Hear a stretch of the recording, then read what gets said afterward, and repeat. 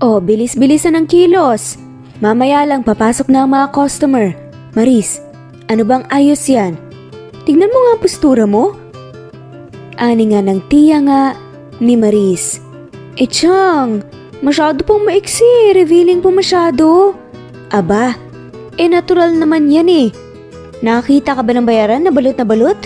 Mag-isip ka nga. Sad nga ng tiya nga nito. Nasaktan nga si Maris sa sinabi nga nito. Ayaw nga niyang matawag na pokpok dahil alam naman niyang hindi siya ganoon. Hindi ganoon ang buhay na pinangarap niya. Mataas ang pangarap niya para sa kanyang sarili, hindi ang maging bayarang parusan. Gamit ang natitirang tapang at pag-asa hinawakan nga niya sa braso ang ginang. Chang, wag na lang po kaya natin ituloy. Magwa-waitress na lang po ako o kaya hanap po ako ng iba pang trabaho. Hoy Maris, tigil-tigilan mo nga dyan ang kaartehan mo. Hindi matatapatan ng pagwa-waitress mo ang perang pwede mong kitain dito. Aba, baka nakakalimutan mong napakalaki ng gastos namin sa'yo nung na-ospital ka. Dapat lang nabayaran mo. Ang dami nating utang. Para namang napakawalang utang na loob mo kung hindi mo ko pagbibigyan dito. Mahabang litanya nga ng tiyang Sina na tiyahin nga sa pinsan ni Maris. Bata pa nga siya nang maghiwalay ang mga magulang niya, kaya naman ang tiyang Sina na nga niya ang halos nagpalaki sa kanya. Aminado si Maris na hindi naging maganda ang buhay nga niya roon dahil mapangmalupit ang kanyang tiyahin. Mahirap pero nakisama na nga lamang siya dahil wala naman siyang matutuluyan. Wala na nga nagawa pa si Maris kundi ang sumunod na nga lamang sa gusto ng kanyang tiyahin. Labag man sa kalooban niya, tumuloy na nga lamang siya dahil batid niyang hindi papayag ito na hindi siya magtrabaho doon. Buong buhay ni Maris, puro paghihirap nga ang kanyang naranasan. Tanggap na nga niya na ganito ang kanyang kapalaran. Bago to pero mukhang galante. Nanginig ang sistema ni Maris nang marinig nga ang sinabi ng lalaking may-ari ng club. Para nga siyang mauupos nga ng kandila nang hatakin nga sa braso ng kanyang tiyahin. Halika na. Chang, please, ayoko po. Naluluhang pakiusap na nga lamang ng dalaga. Huwag mo kong inaartehan, Marisa. Big time to. Tigilan mo yung paiyak-iyak mo. Makeup mo, mabubura. Mahal yan. Chang, hindi ko pa talaga kaya eh. Na-dengue ang pinsan mo. Nasa ospital pa ngayon. Kaya mong mamatay? Nakalimutan mo na ba na siyang nag-alaga sa'yo nung naaksidente ka? Naalala nga ni Maris, ang bata nga niyang pinsan. Kailangan siya nito ngayon. Hindi niya kakayanin na may mangyaring masama rito nang wala nga siyang magagawa. Sa huli pumayag na nga lamang si Maris sa nais nga ng kanyang tiyahin. Punasan mo yung luha mo. Huwag kang paiyak-iyak dyan. Ngumiti nga ang kanyang tiyang sabay sabing, "Good eve sir, ikaw na po bahala rito." Nakita nga ni Maris kung paano nakipag-transact at bayaran ng may-ari ng bar at tiyang niya. Nadurog nga ang puso niya nang isipin nga na kayang-kaya nga siyang ibenta ng sariling kadugo. Umayos ka, ngiti. Iniwan nga siya ng mga to sa isang exclusive area sa club. Kabado nga si Maris na naupo nga sa tabi ng lalaki. "Hi sir," bati na nga lamang ni Maris. Sa kanyang tono na hindi mo may paliwanag kung nangaakit ba o natatakot. Nandito na nga siya kaya hindi na nga siya pwedeng umatras pa. Gusto niyang umiyak pero pinili na nga lamang niya na wag sapagkat bati niya sa sarili na kahit anong mangyari ay gagawin nga niya. Mangyayari't mangyayari pa rin naman ang mga bagay na ayaw niya. Wala na nga siyang matatakbuhan pa, kaya wala na nga siyang ibang choice kundi ang tanggapin ang sitwasyong kanyang kinasasadlakan. Kinapalan na nga lamang ni Maris ang mukha niya. Pilit sinikmurang trabaho. Lasing na nga ang lalaki, nang sandaling maupo nga siya. Agad nga siyang hinalikan nito. Hindi pumalag si Maris. Iyon, ang unang halik niya. Kaya hindi pa nga siya marunong. Ngunit sa galing humalik ng binata, ay kusa na nga siyang nadala. Sobrang lakas ng kabog ng dibdib niya habang ginagawa yon. Pero hindi niya maipaliwanag sa kanyang sarili dahil parang nakaramdam siya ng seguridad nang dahil sa gentleman na lalaking yon. "Are you sure about this?" Tanong pa nga ng lalaking nagtatanggal nga ng sinturon. Matapos mag-makeout sa club, ay dinala na nga siya nito sa isang hotel na malapit nga lamang doon. Bago magpunta rito, lumagok na nga lamang siya ng isang basong alak. Kusa nga siyang uminom. Nang ganun, ay magkaroon nga ng lakas ng loob para rito. Bumangon nga si Marie sa kama at siya na nga mismo ang nagtanggal noon. Nakapatay ang ilaw sa kwarto. At tanging ang pulang cover light lang ang nakabukas. Ngunit aninag pa nga rin niya ang napakagwapong mukha ng binata. Humaplos ang kamay ni Maris sa abis nito pababa. "Sige po sir," sambit na nga lamang ni Maris. Doon na naputol ang pagpipigil ng binata. Agad nitong pinaibabawan nga ang dalaga at nang gabing yun, may naganap na nga sa kanila. Binigay nga ni Maris ang sarili sa binatang maski pangalan, hindi man lamang niya alam. Nang magising kinabukasan, natagpuan na nga lamang niya ang binatang nakadapa sa kama at mahimbing na natutulog. Ang gwapo pala niya. Yun na nga lamang ang naisip ni Maris bilang pampalubag loob sa sarili. Hindi man niya gusto kung paanong nawala nga ang kanyang pinakaiingat-ingatan, magpapasalamat pa rin siya na naibigay nga niya ang kanyang virginity sa lalaking mukhang matino naman. Okay na to, at least hindi sa matandang mukhang kriminal at saka sa matandang panot. Ani na nga lamang ng dalaga habang pinakatitigan nga ang matipunong likod ng binata. Bigla itong tumihaya pero hindi nagising sa mahimbing na pagkakatulog.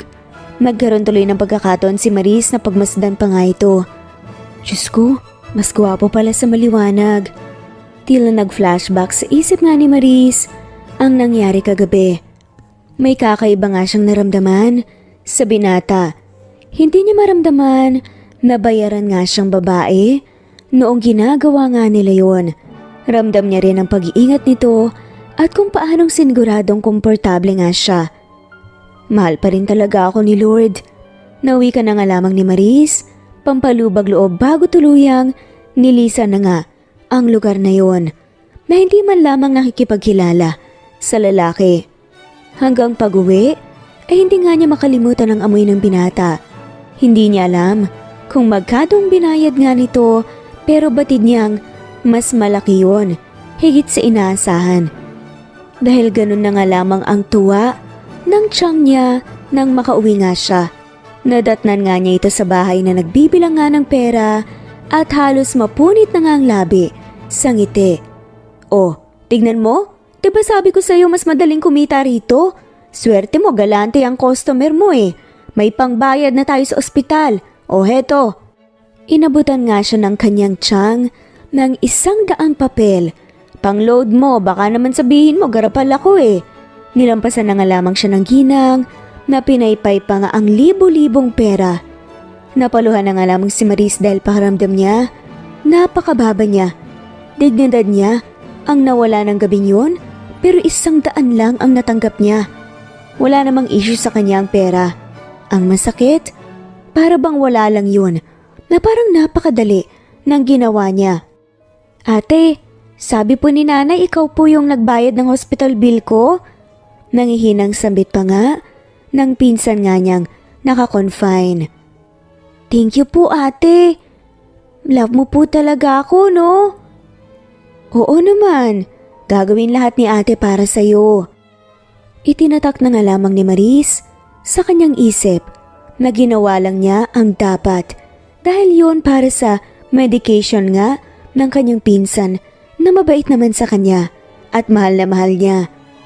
Malaki ang binayad ng lalaki, kaya hindi na nga niya kailangan pang bumalik at mag-book gabi-gabi. Tuloy si Marie sa pagtatrabaho niya bilang crew sa isang fast food chain. Akala niya magiging normal na nga ulit ang buhay niya, pero sa pagdaan din ng mga linggo, unti-unting naubos ang perang pinagbentahan niya ng sarili. Tita, ayoko na po. Hindi na po ako babalik sa ganyang trabaho. Saka okay naman po yung kinikita ko sa fast food eh. Ibibigay ko na lang po sa inyo yung mga sinasahod ko. Pagtutol nga ni Maris, sa tiyahin na kinukulit na naman siyang mag-booking. Akala ko po ba tapos na tayo dyan? Saad pa nga nito. Aba, hindi mo ba nakikita ang dami nating kailangan bayaran? Yung renta, 2 buwan na. Tapos bayaran pa sa school. May utang pa kay Aling Mirna. Tingin mo ba, sapat yung sahod mo sa fast food na pambayad? Saad pa nga ng kanyang tiyahin. Sana po kasi tiyang binayad nyo na lang po sa renta yung pera nung nakaraan eh. Aba, sinisisi mo ba ako? Hindi naman po sa ganun. Ang sakin lang po, sana inuna mo pa yun kasi alam niyo naman po na napaka-importante nun eh. Huwag mo akong kwentahan ha. Ang mabuti pa, magbihis ka na dahil may booking ka ngayon. Tita, ayoko na nga po. Mawawala rin yung pagod mo kapag hawak mo ng pera. Chinese yun, madatong. Kaya huwag ka nang umarte pa dyan. Gusto mo bang mamatay sa gutom ang pinsan mo? Mag-isip-isip ka nga. Sa ikalawang pagkakataon, wala na nga lamang nagawa si Maris, kundi ang sumunod sa kanyang tiyahin. Nasuga pa. Nang gabing yun, ay nagkaroon nga siya ng booking, isang mayamang Chinese businessman na may edad na at maraming bodyguards. Sa isang bar nga sila nag-meet at nagbayaran. Halos maiyak na nga si Maris nang isakay na nga sa kotse. Sa sasakyan pa lang, halos maiyak na nga siya sa takot dahil bukod sa mukhang manyak at adik nga ang lalaking bumili sa kanya, mga armado rin ang mga kasama nga nito. Unang tingin pa lang niya, masasabi ng gumagawa ng ilegal. Sinakalagad siya nang matanda ng waring natutuwa pa nga na masaktan siya. Doon pa lang batid na nga niyang delikado nga ang buhay niya, kaya naman huminto na nga ang sasakyan dahil nga sa red light. Agad siyang bumaba, tumakas, tumakbo palabas. Sobrang bilis ang takbo niya na hindi man lamang niya nilingon ang mga tumatawag sa kanya. Nakapagsiksikan nga siya sa traffic upang matakasan nga niya ang mga to. Binuksan nga ni Maris ang pinto ng isang kotse para makapagtago nga at saktong andar naman nun pagkaupo niya. Para siyang nabunutan ng tinik nang makalayo na nga sa mga lalaking humahabol. Ma'am, ano pong ginagawa niyo dyan? Bumaba! Saad nga ng driver pero pinutol naman ng isang lalaki pa na nakasakay doon ang sabi nga ng driver. Just let her. Nagulat nga si Maris nang marinig ang isang pamilyar na baritonong boses. Sir? Gulat nga siyang napalingon sa lalaking katabi sa backseat na parenteng nakaupo. Sinadya pala ng binata na i-unlock ang pinto nang ganun makapasok nga siya. Nagtama ang mata nila sa rear view mirror. Calix, it's been a while. Miss Maris? Gulat na napalingon nga si Maris sa lalaking katabi. Sir Calix, ano pong ginagawa niyo dito? Hindi ba't ako dapat ang nagtatanong yan? Oo nga pala.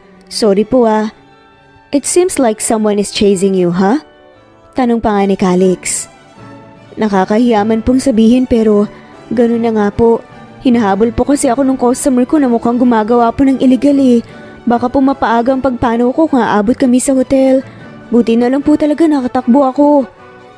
Why not get a decent job for yourself? Ani nga ng binata na hindi pa nga rin siya nilingon. Sagot naman ni Maris, meron naman akong disenteng trabaho Crew kaya ako sa fast food. Hindi malaki ang sahod pero marangal. So gusto mo ng marangal na trabaho? Tanong nga ni Calix. Oo naman.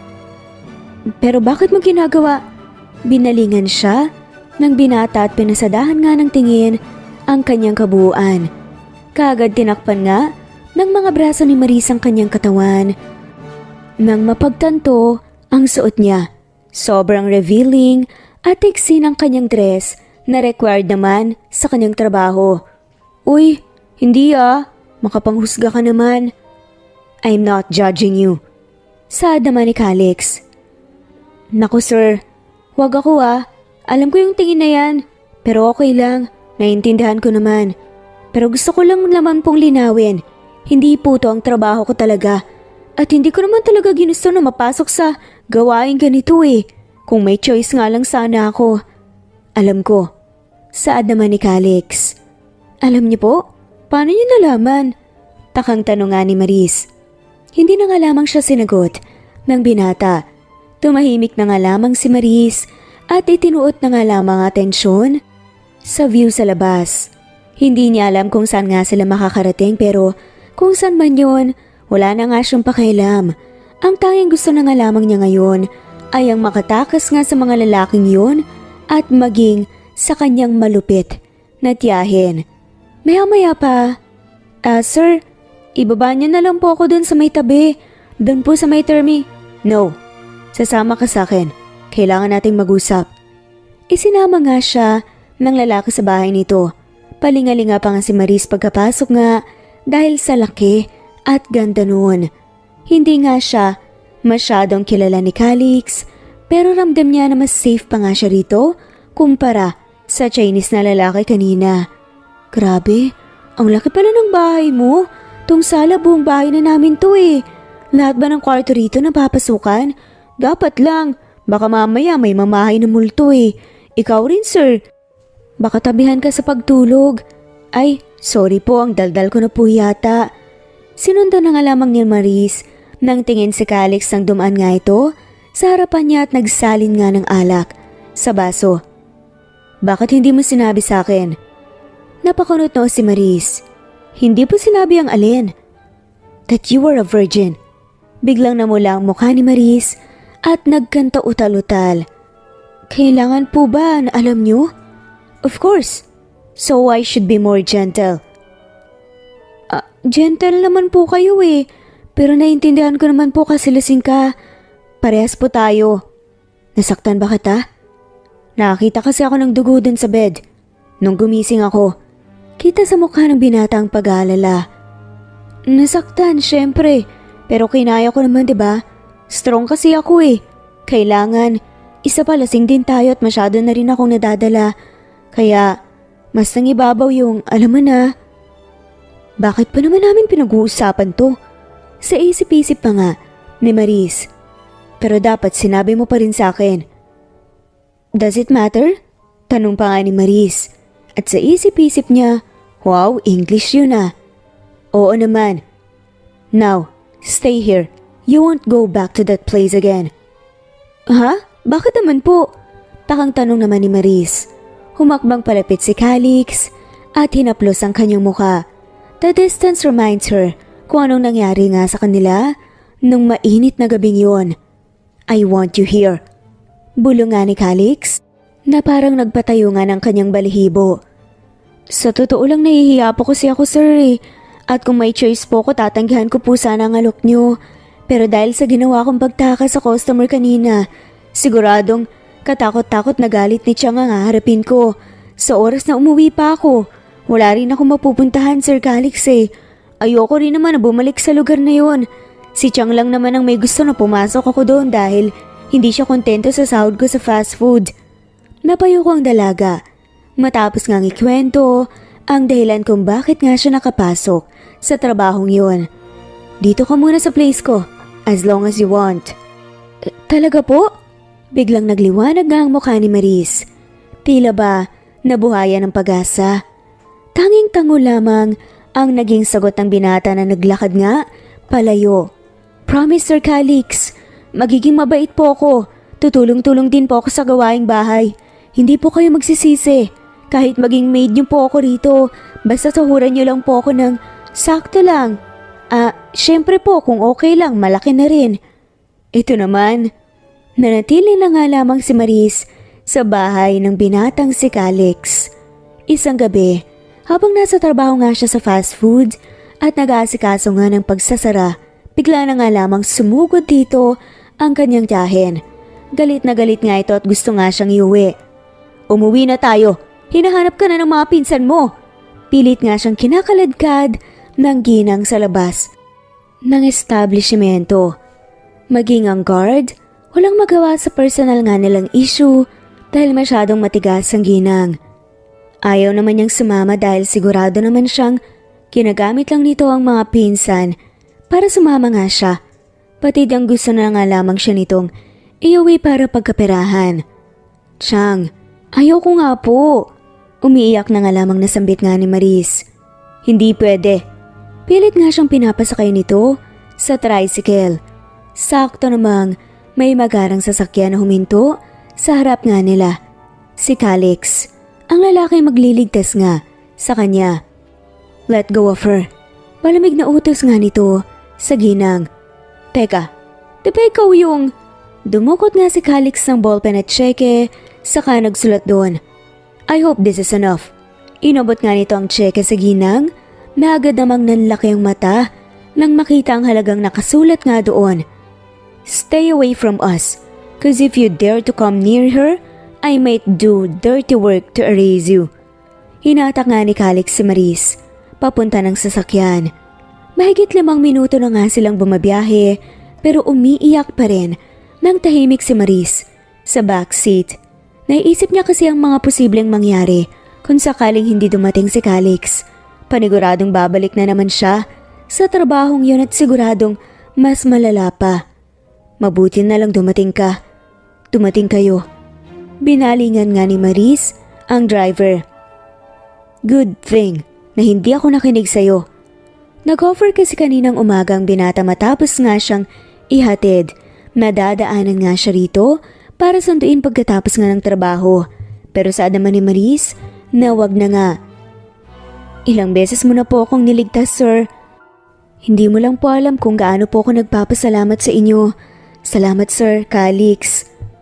Yung pera pong inabot mo kay Chang, hindi ko po alam kung magkano pero alam ko pong malaki yun. Kaya naman, hindi ko po alam kung kailan kita mababayaran. Pwede ko naman pong pagtrabahuan na lang yun. Sinisingil ba kita? Pagpuputol nga ni Calix sa sinasabi nga ng babae. Hindi naman po, pero syempre nakakahiya pa rin. Hayaan mo po na bumawi ako kahit pa unti-unti po. Promise yan. Sigurado ka ba? Duda nga siyang nilingon ng binata. Oo naman. May trabaho naman po ako eh.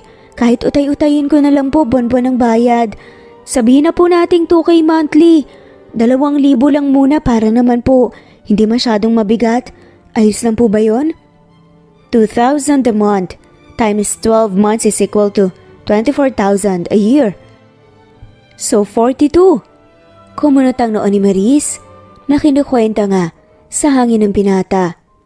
42 po ang taon. Taon kung gaano kakatagal na dapat magbayad sa akin. 42 years means 504 months. You have 42 years to pay for 1 million. 42 years? Aba, baka maya po na po ako lahat-lahat nagbabayad pa rin ako ng utang. Pero teka, 1 milyon? Seryoso ka po, 1 milyon yung binigay mo kay Chang? Saad nga ni Maris. 1 million is not enough. Kasi priceless ka. Yan ang paniniwala ko. Even though I don't want to buy you by price and money, I have no choice to do it. Cause that's the only way I can have you.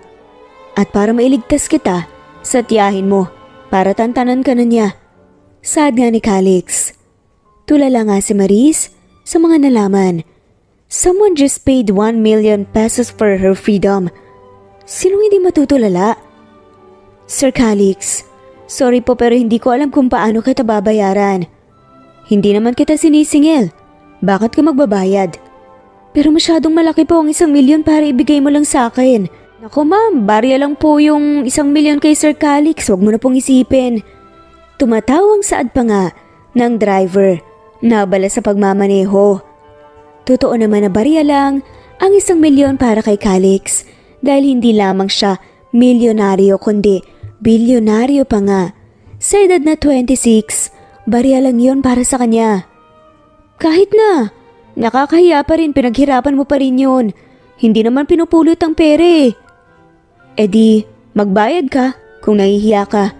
Pabirong samit nga ng binata kaya agad na ipinilig nga ni Maris ang ulo. Naku hindi, hindi ako mahihiya. Barya lang naman yun sa'yo eh. Saka 2024, wala na ang hiya-hiya rito. Tumawa na nga lamang si Calix Nakumiliti nga kay Maris. Doon na nga siya tumira sa bahay ni Calix. Paminsan-minsan, tumutulong siya sa gawaing bahay kahit sinabihan naman siya ng binata na hindi niya nga kailangan gawin yon. Isang linggo na ako nakatira dito, pero hanggang ngayon parang nananaginip pa rin ako. Akala ko tuluyan na ako mabibilanggo sa poder ni Chang eh. Salamat Sir Calix ha. Nilingon nga ni Maris ng lalaking katabi na nakaupo nga sa pool. Malalim na ang gabi, tapos na nga silang mag-dinner. Dito nga niya inabutang nakatambay si Calix nang dalhan nga nito ng kape. You know what? No woman deserves to suffer like that. Nakita ko na nahihirapan ka. Bakit hindi kita tutulungan? Pero hindi mo naman po ako obligas. Kaagad na tumayo si Maris at tumakbo palayo. Hindi niya napigilan ang pagkaduwal at tuon na nga sumuka sa garden. Kaagad din namang napatayo si Calix. Nang natulala pa nga, habang pinapanood nga siyang sumuka. Nang mga sandaling yun, batid nilang pareho ang iniisip nila. Ngayon, obligasyon na kita. Turan nga ng binata na umigting panga. Sobrang lakas ang kabaw ng dibdib ni Maris nang sabihin nga niya yon. Hindi naman po siguro ako buntis, diba? I doubt that. Napaiyak na nga lamang si Maris na nanginginig nga sa takot. Sir Calix, naindihan pa lang po ako. Hindi pa po ako handang maging ina. Anong ipabuhay ko sa kanya? Sad nga ni Maris na kinakabahan at naluluhan na nga. Lumapit nga si Calix at pinunasan ang luha niya. Hindi ko kayo pababayaan ni baby. Aalagaan ko kayo ng anak natin. Paano ka po nakakasigurado na sa'yo nga to? Ngumiti si Calix at tinaplo sa mukha niya. Alam kong walang iba. Ako lang. Sir Calix. Remove the sir. Magkakanak na tayo. Tinuyo nga nito ang luhang lumandas sa mukha niya. Huwag kang matakot. Andito lang ako. Paninindigan ko kayo. Hinagkan nga siya ni Calix sa noo bago ikinulong sa mga bisig nga nito. Doon na nga mas napaiyak pa si Maris. Buong buhay niya, ngayon niya lang naramdaman na may totoong tumanggap sa kanya, na mayroong gustong mag-alaga sa kanya. Dahil sa mga sinabing yun ng binata, unti-unting nawala ang mga pangamba niya. Mga salitang pinaninindigan naman ni Calix. Nananatili nga siya sa poder nito at alagang-alaga nga siya ng binata. Lahat ng kailangan nila ni baby ay pinoprovide nga nito. Pagkain, vitamins, gamit, damit, at maging ang emotional support. Asawa siya kung ituring ni Calix. Ngayon niya lang naramdaman ang tunay na pagmamahal. Para na nga siyang nasa isang fairy tale na niligtas nga ng isang prinsipe mula sa evil auntie. Hanggang sa, nakauwi na ba ang sir? Tanong nga ni Marisa kasambahay. Kagigising niya lang kasi dahil nakatulog siya habang pinabasahan ng kwento ang sanggol sa kanyang tiyan. Kadarating lang po, nasa baba. Kakwentuhan lang po yung kaibigan niya. Bumaba na nga lamang si Maris at nadatnan nga niya sa sala si Calix na may kasama ngang dalawa na kaibigan. Calix, so, you're just using her para makuha ang mana sa lolo mo? Wala naman akong choice. Dahil hindi bibigay ni lolo ang aking posisyon bilang CEO hanggat hindi ko siya nabibigyan ng apo. Natulala na nga lamang si Maris sa mga narinig. Hindi nga siya makagalaw at nagsibagsakan na nga lamang ang kanyang mga luha. Siguradong hindi matatapos ang taon na to na hindi ka na-appoint na CEO.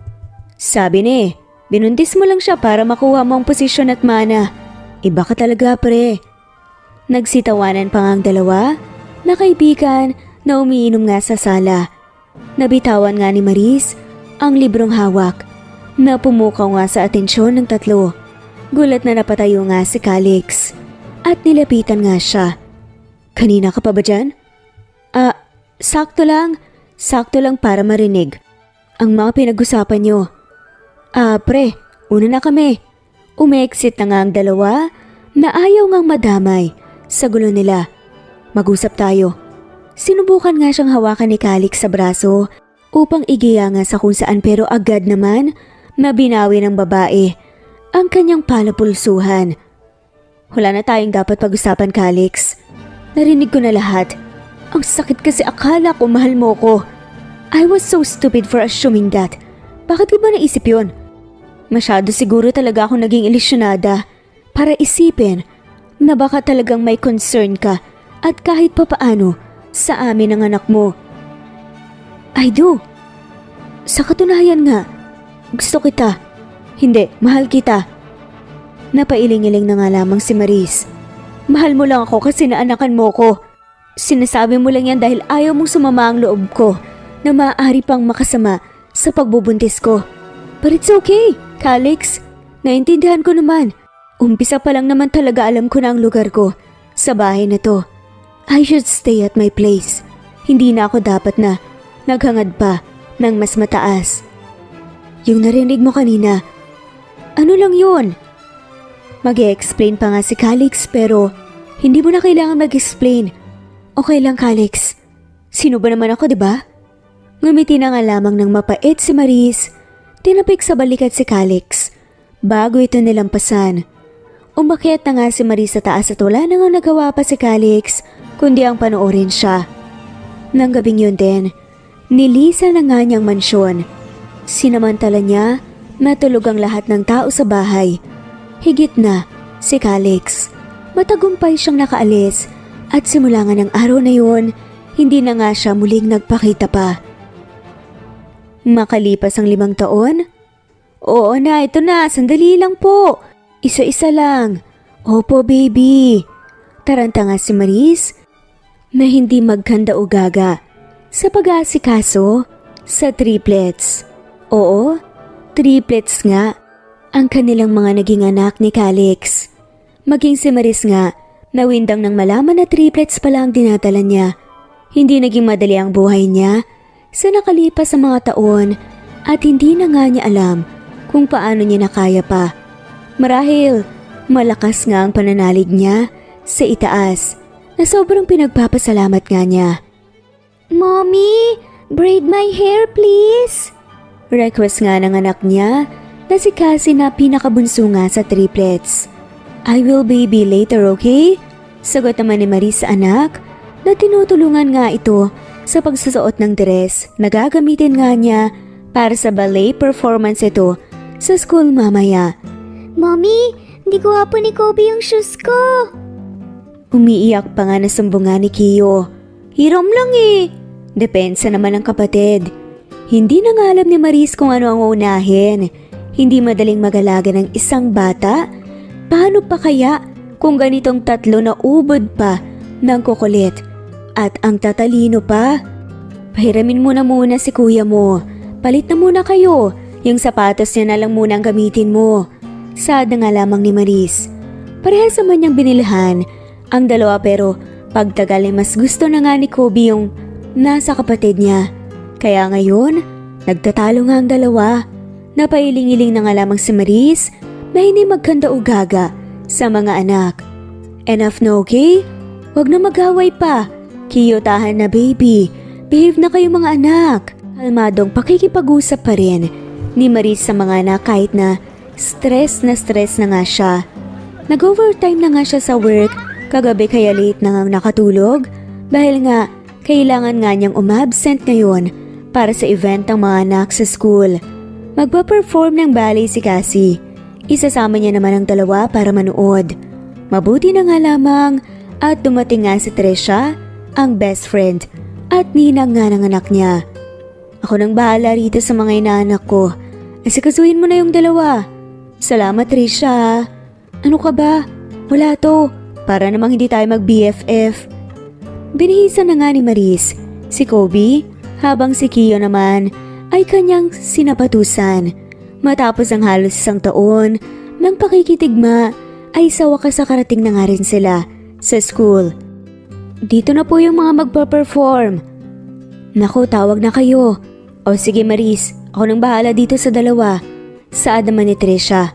Pumasok na nga sa isang silid si Maris kasama ang anak na si Cassie kung saan aayusan nga at bibihisan nga mga to. Sa kabilang banda naman ay on the way na nga ang CEO ng Minares Corporation sa isang primary school. Bibisita nga sila roon para mag-donate ng budget para nga sa itatayong 2-story building na may 10 classroom. May programa ring inihanda para sa kanilang mga bisita. Samantala sa backstage, Mommy, paano po pag nagkamali po ako? tanong nga ng batang si Cassie sa ina dahil kinakabahan talaga siyang mag-perform sa harap ng maraming tao. Nag-practice naman tayo, di ba? Alalahanin mo lang din yung mga tinuro nga ni teacher. At kapag kinabahan ka, tingin ka lang sa akin, nandoon lang ako sa gilid ng backstage. Basta, i-enjoy mo lang anak. Kayang-kaya mo yan, ano ka ba? I will do my best to make you proud, Mommy. I'm always proud of you, sweetie. Hinaplos naman ni Maris ang napakagandang mukha ng 4 na taong gulang na anak. Pasalamat nga si Maris na triplets ang anak niya dahil kung hindi wala nga si Cassie, wala siyang magiging kamukha. Masyadong malakas ang genes ng lalaking yun. Tawag na kayo, dun na muna ako. Good luck, baby! Niyakap na nga ni Maris ang anak pampalakas nga ng loob bago umexit. Tumayo na nga lamang siya kasama ng ibang parents. 2 beses na magpapalit ng costume sa mga bata para sa iba pa nga nilang ballet performance. Kaya naman, kailangan na nakaantabay nga ang mga magulang para may mag-asikaso kapag bumalik na nga mga ito sa backstage. Nang maglakad na nga sa stage ang mga batang nagpa-perform, nagpalakpakan nga ang mga tao. Panay ang cheer nila Kobe at Kiyo sa kakambal kasama nga si Ninang Trisha. Si Maris naman, hindi mapigilang maiyak dahil proud nga sa anak. Sobrang cute nga nitong nag-perform ng ballet dance sa stage. At isa na nga roon si Calix, ang guest speaker pala sa programang yun. Nasa 15 bata ang nag-perform sa stage ng ballet pero sa isang bata lang, pinakanatoon nga ang atensyon ni Calix. Hindi lang dahil sobrang cute at graceful nitong gumalaw, kundi dahil pamilyar nga sa kanya ang bata. Anak niya sa iba? Nabulong na nga lamang ni Calix. Yun ang nasambit niya sa sarili dahil ang huli nga niyang nalaman tungkol kay Maris. Nalaglag ang batang dinadala niya. Hanggang sa may batang humikit nga sa kanyang polo. Nilingon niya ang bata sa likuran at doon mas gumulo ang mundo niya. Kuya, pabukas po please. Ani nga ng batang lalaki na inaabot nga sa kanyang jelly ace. Natulala na nga lamang si Calix dahil para bang nakita nga niya ang batang siya. Unti-unti nga numbalik sa alaala niya ang mga nangyari 5 taon na ang nakakaraan.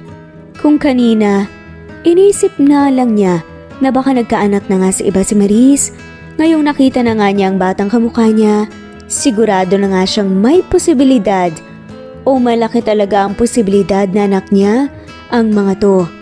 Sir, kumarap-kurap pa nga ang bata na waring nagtataka nang hindi nga siya umimik. Sorry, akin na. Kinuha nga ni Calix ang jelly ace at pinagbukas nga ito. Heto na. Thank you po, sir. Wait. Hinawakan nga ni Calix ang bata. Nangakmang paalis na nga ito para pigilan. Bakit po? Anong pangalan mo? Kiyo po. Asan ang mommy mo? Umalis nga si Calix sa kanyang kinaupuan at lumuhod sa harapan ng bata upang mas makausap nga ito ng maayos. Si mommy po nandun po. Tinuro nga ng bata ang gilid ng stage. Sa kabilang banda naman, halos mapunit nga ang labi ni Maris sa kangingiti habang kinukuhanan nga ng video ang anak na nagbabale. Proud na proud nga siya rito hanggang sa, Sisi, may problema tayo. Saan nga ni Trisha sa kanya? Napatigil nga sa pag-video si Maris nang kalabitin nga ng kaibigang si Trisha. Problema? Anong problema? Yung chonakis mo kasing si Kiyo nawawala. Kumabog nga ang dibdib ni Maris sa narinig. What? Nawawala? Paano nawawala? Trisha! Nagumpisa na nga lamang siyang magpanik. Nagpaalam lang naman ako sa magkapatid na sasaglit lang ako ng restroom. Sabi ko wag silang umalis doon. Tapos pagbalik ko si Kobe, siya na lang yung nandun. Tinanong ko naman ang anak mo pero hindi niya rin alam at hindi niya napansin kung nasan nga ang isa. Sinubukan kong hanapin pero masyado kasing maraming tao eh. Ang hirap maghanap. Saan ko ngayon hahanapin ang anak ko, Trisha? Paano pag may kumuha na pala sa kanya masamang tao? Hindi ko talaga alam ang gagawin ko. Nagpauli-uli nga si Maris na nai-stress nga sa nangyari. Fear ng lahat ng magulang na mawala ang anak nila. Tapos ngayon nararanasan na nga niya. Si Kobe asan? Iniwan ko muna sa teacher niya. Don't worry, may naisip naman akong paraan para mahanap si Kiyo. Ginawa nga nila ang suwestyon ni Trisha. Matapos mag-perform ng mga bata, nakipag-coordinate nga si Trisha sa host para sa isang announcement. Umakyat din sina Maris at Trisha sa stage para tulungan ng MC sa detalye ng pag-announce tungkol sa nawawalang bata. Napuno ng bulungan ang buong auditorium. Umakyat na nga rin ang dalawang anak niya sa stage para tulungan ang kanilang ina. Don't worry ma'am, na-secure na po ang security. Walang basta-basta makakalabas. Bulungan ng MC. Maraming salamat po. Kung sino man po nakakita o kasama ng kakambal nitong mga bata, kung maaari po sana umakyat dito sa stage. Ilang sadlit lang, umakyat na nga si Kiyo. Napaluhod si Maris. Napaluhan na nga lamang siya at niyakap ang anak. Puti na lang may kakambal mommy, madaling mahanap. Sabi pa nga ng MC na gaya ng ibang taong natutuwa dahil nga nahanap nga ang bata at natutuwa nga rin sila sa bibong triplets. Diyos ko anak, saan ka ba kasi nagsususuot? Nipabukas ko lang naman po tong Jelly Ace, Mami. Sad na nga lamang niya. Ha? Kanino? Itinuro nga ng batang lalaking nakatayo sa likuran. At ganun na lamang ang kabog ng dibdib ni Maris nang makitang lalaking nakapamulsa. Tumayo siya at namumutlang hinarap ang binata. Calix? Tinipon nga ni Maris ang tatlong bata sa harapan niya. Natatakot sa mga susunod na mangyayari. Ngayong nakita na nga nito ang triplets. Naku, mabuti naman at nakabalik na ang bata. Maraming salamat po Mr. Minares. Miss Gamboa? Untag nga ng host sa kanya, kaya nabalik nga sa realidad si Maris. Salamat po sa inyong lahat. Lalo na po sa inyo Sir Calix. Mga anak tayo na. Bumaba na nga si Maris. Kasama ang mga bata at sumunod naman si Trisha. Hindi pa sila nakakalayo sa stage nang marinig nga ni Maris ang boses na 5 taon nga niyang hindi narinig. Really? You'll just live like nothing? Humugot nga si Maris. Nanghinga bago nga pumihit nga paharap dito. I think you owe me an explanation, Miss Gamboa. Mariin nga na saad nga ni Calix. Wala po akong dapat ipaliwanag sa inyo. Meron. Marami. Tinignan nga ni Calix ang triplets na sinisigaw nga ang kanyang jeans. Hindi malabong alam na niya. Bakit ba kasi ang lakas ng jeans ng lalaking to? Hinakabahan nga na saad nga ni Maris sa sarili. Mommy, do you know him? Inosenteng tanong nga ni Cassie. Nagpalipat-lipat naman ang tingin ni Maris sa lupa. Naghahanap nga ng isasagot. Trisha, pwede isama mo muna ang mga bata? Mag-uusap lang kami. Sige, o kayong tatlo doon na tayo. Gusto niyo ba ng ice cream? Opo. Sabay-sabay na saad naman ng tatlo. Inilayo na nga ni Trisha ang triplets kahit maging siya ay nagugulhan sa mga nangyayari. Humugot naman ng hininga si Maris bago nagumpisang maglakad. Sumunod naman sa kanya si Calix. Pumuesto nga sila sa parteng wala nga masyadong dumaraang tao upang magkaroon sila ng privacy. Ano bang gusto mong malaman? Pilit tinatagan nga ni Maris ang sarili at nagtapang-tapangan. Bakit kailangan mo magsinungaling for 5 years? Bakit mo sinabing nalaglag ang bata? Saad nga ni Calix. Ginawa ko lang dapat. Aray! Napatayin nga si Maris nang hiklasin nga ni Calix ang kanyang braso. Dapat na ano? Na mailayo sila sa akin? Oo, dahil ayokong gamitin mo sila sa pansariling interes mo. Mariin na saad naman ni Maris. I didn't, Maris. Nai-stress na nga nagiit nga ng binata. Hindi mo lang nagawa dahil inilayo ko sila sa'yo. Aaminin ko nung una oo. Gusto kong magkaanak para lang makuha ang mana ko pero habang kasama kita, unti-unti akong nahulog sa'yo nang hindi ko inaasahan. Akala ko rin noon ginagawa ko lang yun dahil sa bata. But I was wrong. Habang tumatagal lumalalim din ang nararamdaman ko sa'yo. Tumawa nga ng pagak si Maris. At sa tingin mo maniniwala ako sa'yo? Pagkatapos ang lahat ng Paano ka nga ba maniniwala? Hindi mo nga man lang ako binigyan ng pagkakataong magpaliwanag. Iniwan mo na lamang ako na parang basura. Hindi mo alam kung gaano ako nasaktan nung umalis ka. Halos mabaliw ako kakahanap sa'yo. You don't know how broken I was nung nabalitaan ko na nalaglag ang anak natin. I was blaming myself for years. Nagsa-self-pity ako. Sinisisi ko ang sarili ko na kasalanan ko ang nangyari dahil hindi ko kayo naalagaan mabuti. Na kung hindi sana ako natulog ng gabing yun baka sakaling napigilan kitang umalis. Araw-araw, sa 5 taon na yun sinisisi ko ang sarili ko, Maris. Taon-taon pinagluluksa ko ang pagkamatay ng anak natin. Tapos ngayon, malalaman ko na tinago mo lang pala sa akin? Sumikip nga ang dibdib ni Maris nang makita ang luhang laglandas sa perpektong mukha ng binata.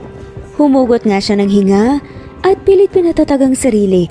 Gusto nga niya magsalita pero hindi niya magawa. Batid niya kasing mauuwi nga siya sa pag-iyak sa oras na ibuka nga niyang bibig. Galit siya kay Calix pero hindi niya pa rin pala kayang makitang umiyak ito. I will talk to my lawyer. I want a shared custody, Miss Gamboa. Saad nga ni Calix. Tulala lamang sa kawalan si Maris nang iwan nga ni Calix doon. Isang malalim na buntong hininga ang kanyang pinakawalan nang makarecover nga sa naging usapan nga nila. Sinadya nga niya noong hindi magpakita kaya talagang hindi nga siya makikita ng binata. At ngayong alam na nga nitong buhay ang mga anak nila, batid niyang hindi ito hihinto hanggat hindi nagagawa ang gusto. I want a shared custody. Hanggang sa pag-uwi nga, ang sinabing yun ng binata ang laman ng isip ng babae. Siya ang ama, diba? Napahinto si Maris sa pagkukwenta ng utang nang magsalita nga si Trisha na nagkakape nga sa kanilang sofa. Paano mo nasabi?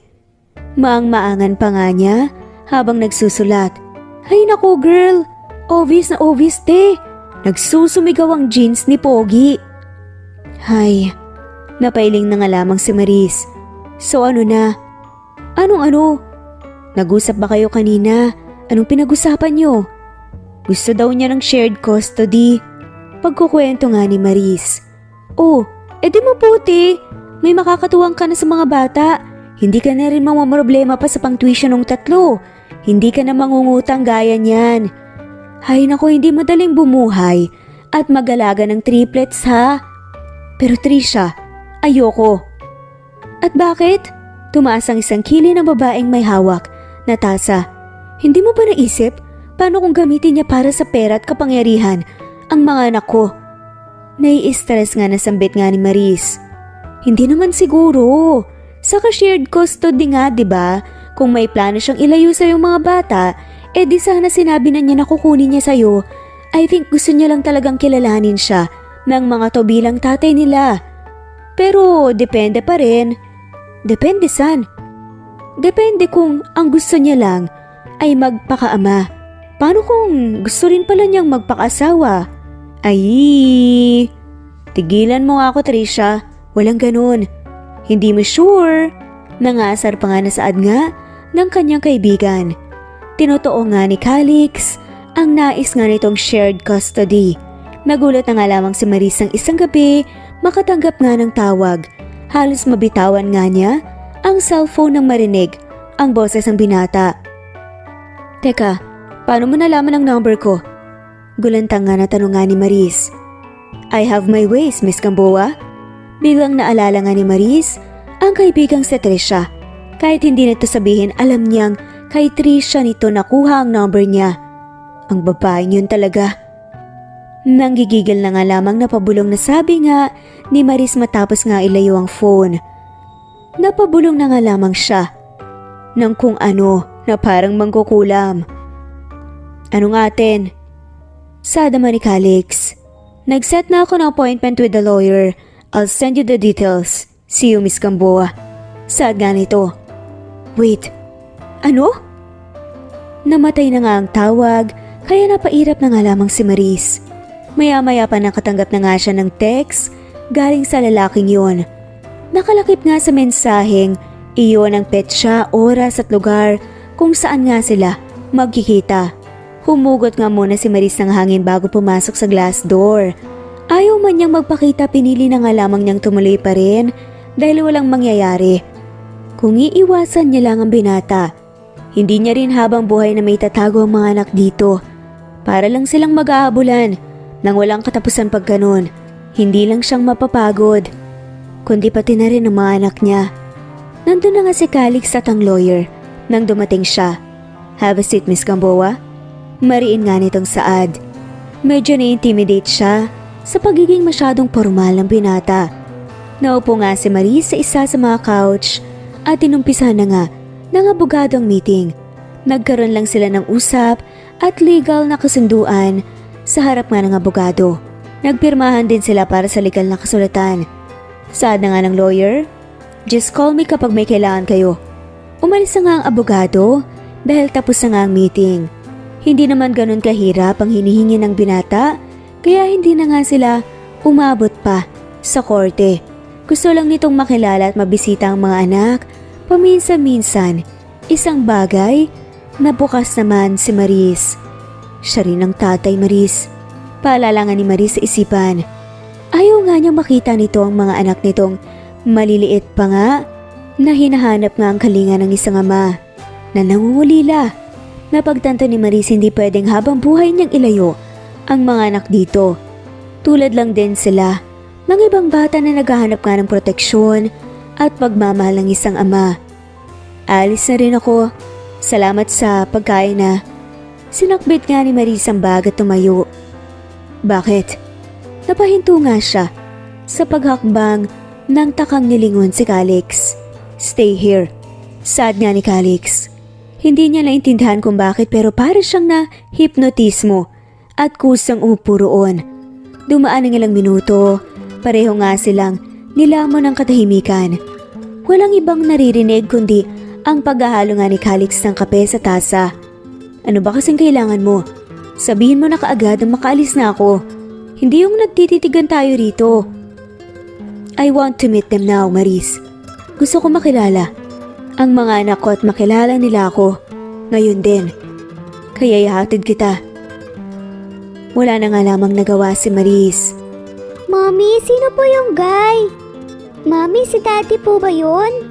Napabuga na nga lamang si Maris ng hangin ng maalala ang pangungulit sa kanya ng triplets nung isang gabi pagka-uwi nga nila galing sa school.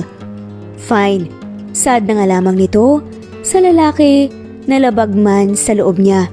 Pumayag na nga lang din siya, alang-alang sa mga anak niya na sabik sa ama. Baka nga ito na ang tamang panahon para magkaroon ng kasagutan ang mga tanong nila. Naging tahimik ang buong biyahe nila Calix at Maris. Nakabaling lang ang dalaga sa gilid habang si Calix sama na bala sa pagmamaneho. Naninibago nga si Maris na nasa iisang sasakyan nga sila ng binata dahil ilang taon nga niya rin naman itong hindi nakatabi. Bakit parang mas gwapo ata siya ngayon? Sad pa nga ni Maris sa isipan nang mapalingon sa binata. Kitang-kitang mataas sa bridge ng ilong nito sa side view mirror. Ang umiigting na panga at ugad sa kamay at braso na bumabakat nga sa tuwing humihigpit nga ang hawak nito sa manibela. Ang ganda talaga ng view. Breathtaking para nga kay Maris. Agad naman siyang napaiwas nga ng tingin nang biglang tumikim si Calix. At maya-maya pa nga, narating na nga nila ang apartment na tinutuluyan nilang mag-iina. Dito mo tinitira ang mga anak ko? Tanong nga ni Calix habang inaakyat nga nila ang may kalumaan nga ng hagdan.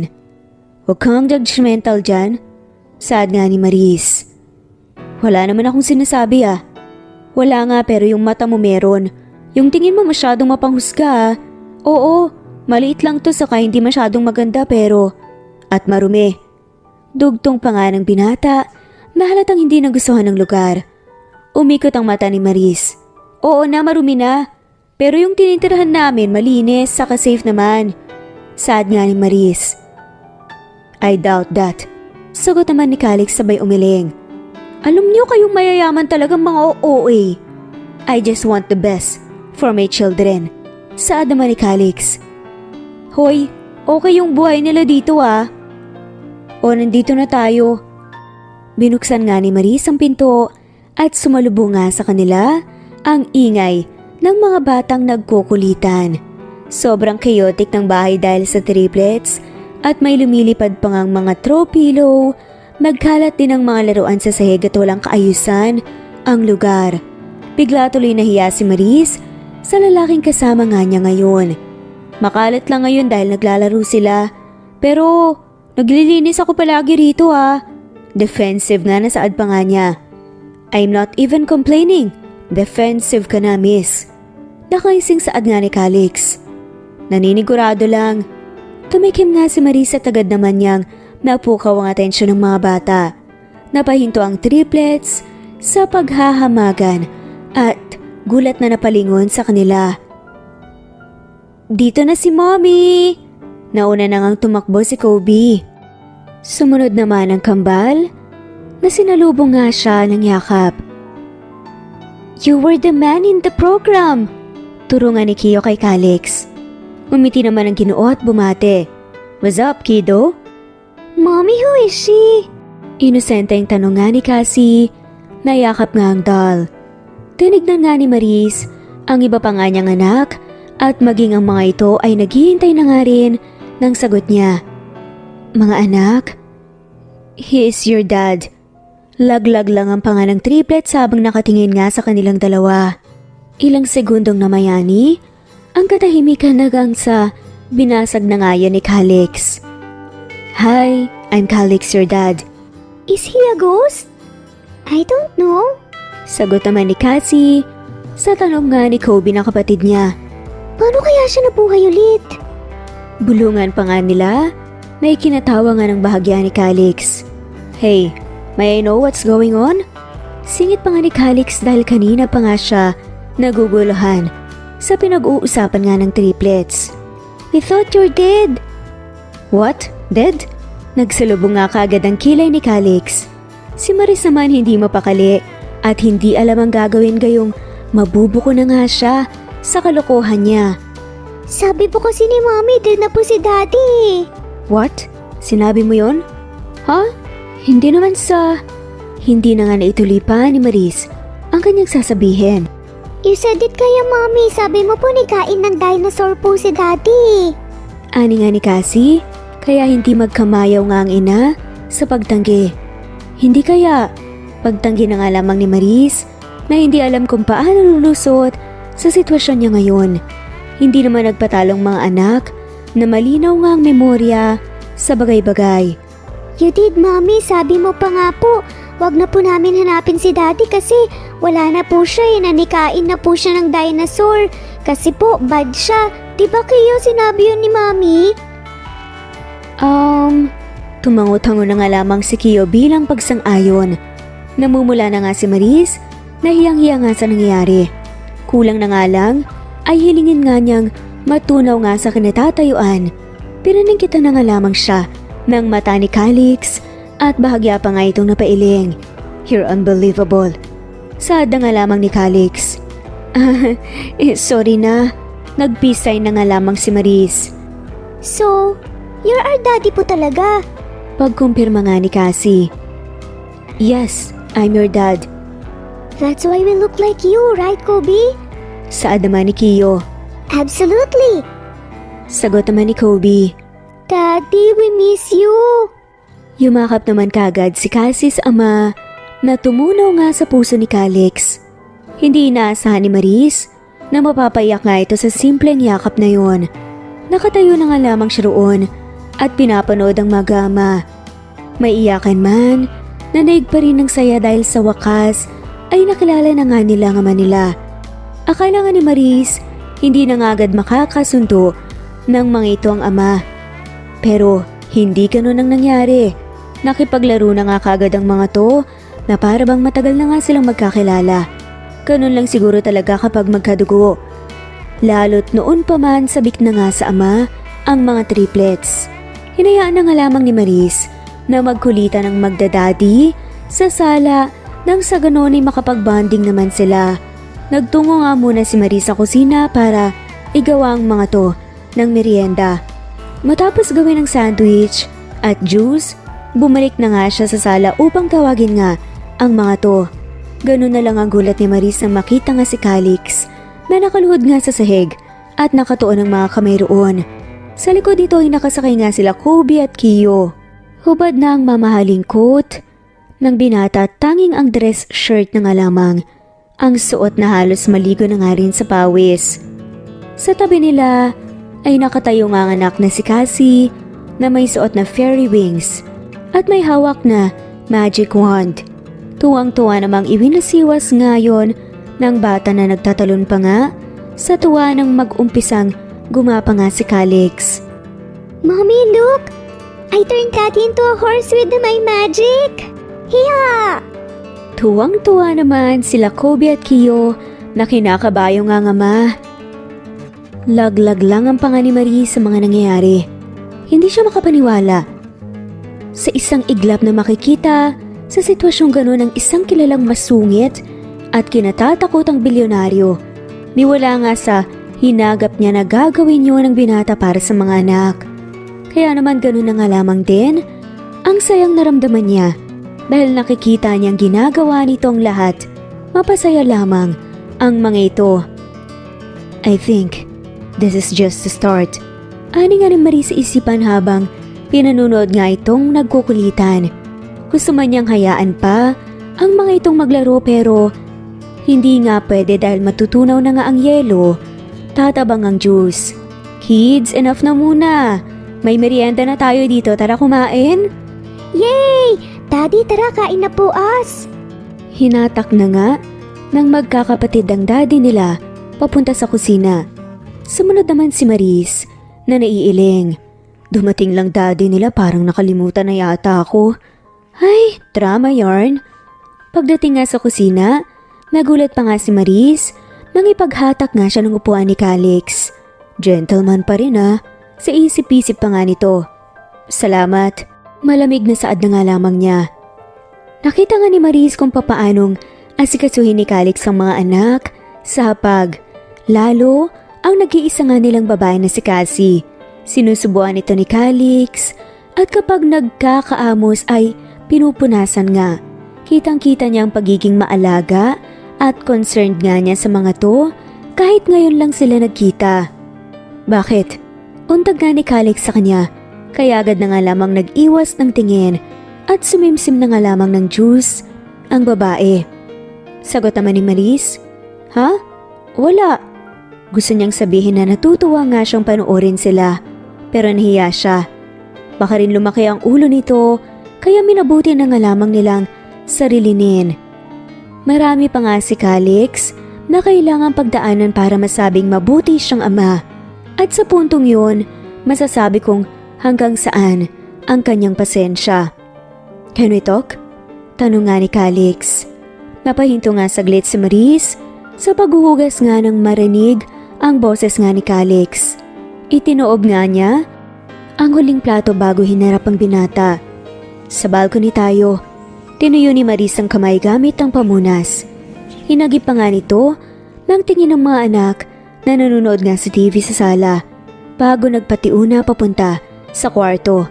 Dumiretso nga si Maris sa balkonahe at inabangan nga doon ang binata.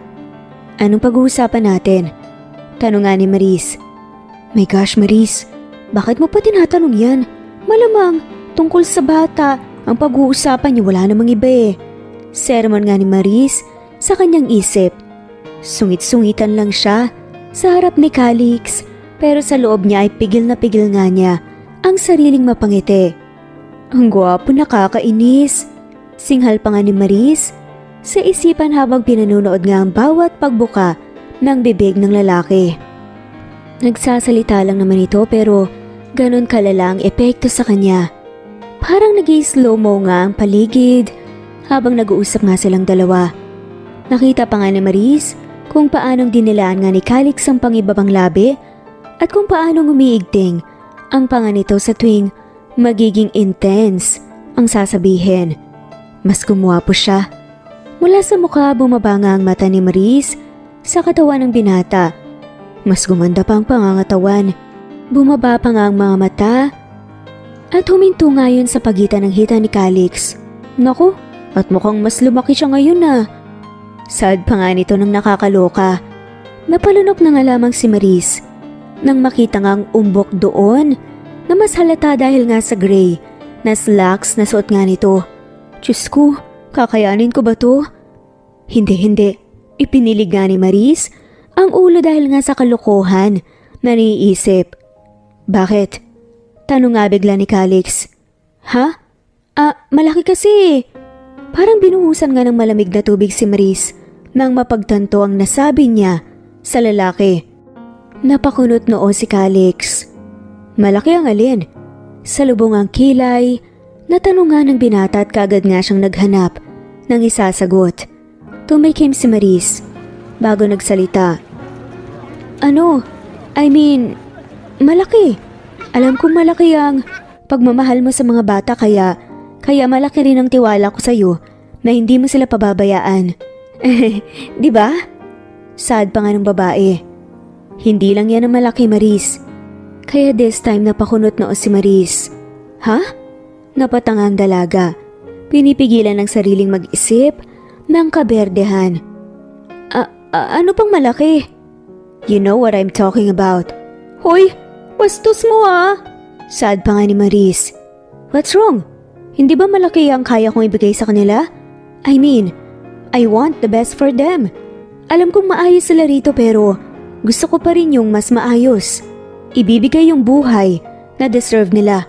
Gusto ko silang ilipat sa mas maayos at mas malaking bahay. Maris, pag-e-explain nga ng lalaki. Ha? Ilipat? So iuuwi mo sila sa bahay mo? Kukunin mo sila sa akin? Pero di ba wala naman yan sa pinag-usapan natin? Kinakabahan na nga nasaad nga ni Maris. No, that's not what I mean. Gusto ko kayong ikuha ng kondo. Ako nang bahala sa lahat, kaya wala ka nang poproblemahin pa sa renta. Is that okay with you? Nag-iwas nga si Maris nang tingin pinag-iisipan ang inaalok nga ni Calix. Maayos naman ang tinitirhan niya. Hindi nga lang sobrang laki, sa ngayon ayos pa dahil maliliit pa naman ang mga bata. Pero naisip nga niya, paano nga kapag lumaki na ang mga to? Masyadong maliit ang espasyong ito para sa kanila. Madalas ding walang tubig dahil nga sa dami ng gumagamit. Sige, parehas lang naman tayo ng gusto para sa kanila eh. We only want what's best for them. At bilang ina nila, gusto ko lang yung makabubuti para sa kanila. After all, ikaw naman ang ama nila. You are capable of giving them the best life. Kaya, bakit kayo pagkakait sa kanila? Tumango-tango din si Calix. Thanks, Maris. You don't have to thank me. Nakita ko kanina kung gaano mo sila pinasaya at kung gaano kanila kamahal. At hindi ko pipigilan ang mga anak natin na mahalin ka. I hope you can advise that to yourself too. Sad pa nga ni Calix. Napabaling nga si Maris sa gilid dahil alam nga niya kung anong tinutukoy nga nito. Balik na tayo sa loob. Baka hinahanap na tayo ng mga bata eh. Pumasok na nga ang dalawa kung saan naabutan nga nila ang mga batang nagkakaingay dahil masyadong nadadala nga sa panunood. Tinabahan nga nila ang mga bata at agad namang kumalong si Cassie sa ama. Anito pa? Daddy, doon po sa Princess. Pagpapalipat nga nito ng channel sa ama. Hindi naman pumayag yung dalawa na mas gusto ang panunood ng SpongeBob. Umiyak tuloy ang bata. Todo rescue naman kaagad si Daddy Calix. Tomorrow is Sunday, right? Gusto niyo bang Magsimba tayo? Hindi ko alam na nagsisimba pala to ha. Maka-Diyos din pala. Naku, nasa kanya na ba lahat? Ani nga na naman ni Maris sa isipan ng marinig nga ang alok ng binata. This past few days, parang palagi nga niyang kinakausap ang kanyang sarili. Kaagad namang sumang-ayon ng triplets na gusto nga ring makasamang lumabas ang ama. Then after ng misa, kakain tayo sa labas. Papasyal din tayo, tapos manunood tayo ng sine ng fairy tale. Do you want that? Opo, Daddy, please. Tumango-tango naman si Calix nang nakangiti. Makalipas ang ilang oras, Daddy, mamimiss ka po namin. nasa pinto na nga sila at inihahatid nga ang ama. Yumuko si Calix at ginulo ang buhok ng anak na si Cassie na mukhang magiging daddy's girl pa. Magkikita rin naman tayo bukas ah. Susunduin ko kayo rito. Pati si Mommy? Tanong nga ni Kobe. Tumingin si Calix kay Maris at doon nagtamang mga mata nila. Kumurba ang matamis na ngiti sa labi ni Calix at doon pa lang namula na nga si Maris. Bakit pa kasi ganito kalakas ang epekto niya sa akin? Dinadaan niya ako palagi sa papogi. Kainis, palibhasa, alam kung paano kukunin. Sad pa nga nito. Kung gusto niya. Sad naman ni Calix. Mommy, sama ka na po sa amin. Oo nga, for sure masaya po yun. Sama-sama po tayong magsisimba tsaka maggagala po. Manunod po tayo ng Frozen, Mommy. Sunod-sunod nga nasabi nga ng triplets. Pangungulit pa nga nila. Sa huli pumayag na nga rin siyang sumama. Hindi naman niya kasi matitiis ang mga anak. Kinabukasan, muli nga bumalik si Calix sa apartment upang sunduin nga sila.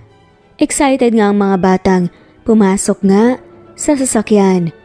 Sumama lang ako dahil baka mahirapan kang bantayan yung tatlo. Depensa na nga lamang ni Maris pagsakay nga. May nakakatawa ba? Saad nga nito sa tumatawang si Calix. Wala. Hindi sila nag-iimikan buong biyahe. Kung wala nga ang mga anak nilang kumakanta at nagkukulitan sa likod, ay baka nabingin na nga sila sa katahimikan. Nag-uumpisa na nga ang misa nang dumating nga sila. Matapos magsimba, humanap na nga sila ng makakainan. Tamang gala lang, tapos nood nga ng sine. Family bonding nga raw. Isang araw siguradong hindi makakalimutan ng mga anak nila.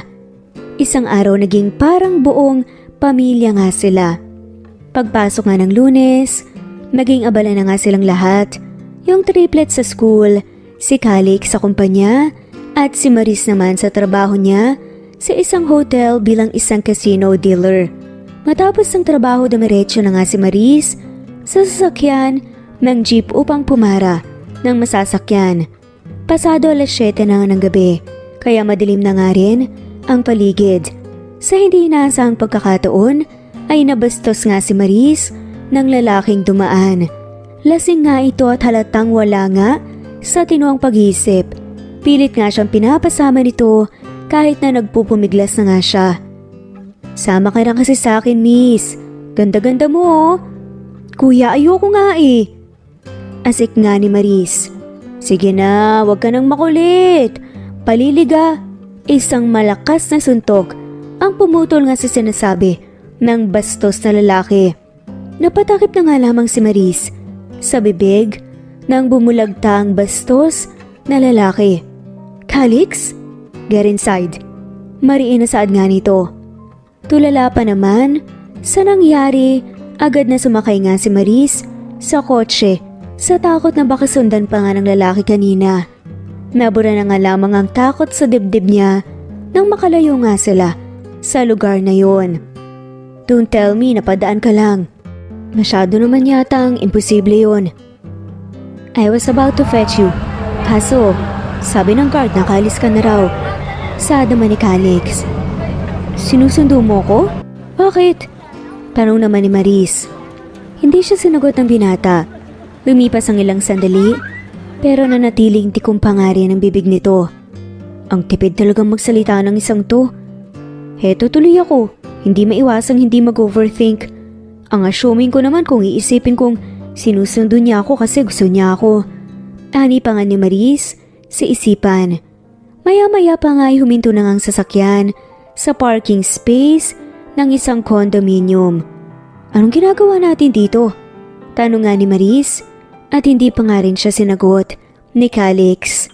Naglakad lang ito papasok at wala na ngang nagawa pa si Maris kundi ang sumunod. Sumakay nga sila ng elevator at halos lamunin nga sila ng katahimikan. Pagdating sa palapag, ay naglakad-lakad pa nga sila hanggang sa huminto nga si Calix sa tapat ng isang condo unit. Bakit ba kasi tayo nandito? Tanong pa nga ni Maris. Binuksan na nga ni Calix ang pinto at laking gulat nga ni Maris nang sumalubong nga sa kanyang mga anak. Nakapadyamang mga to at masaya nga silang sinalubong ng yakap. Hindi lang ang mga anak nila ang nandun, kundi pati na nga rin ang best friend nga niyang si Trisha na kasakasama nga nila sa apartment. Mommy, ang ganda-ganda po rito. Ang laki po ng CR, Mommy, tapos may shower at bathtub pa. And the rooms are so nice. Sunod-sunod nga na saad nila Kobe, Kio at Cassie. Inuna ko na silang dalhin dito. Maayos na naman yung lugar eh. Pwede nang tirhan. Isinama ko na rin pala si Trisha. Alam ko kasing mas kampante ka kapag nandito siya. Hi Beshi! Kumaway nga si Trisha na nag-aasikaso nga ng pagkain sa kusina.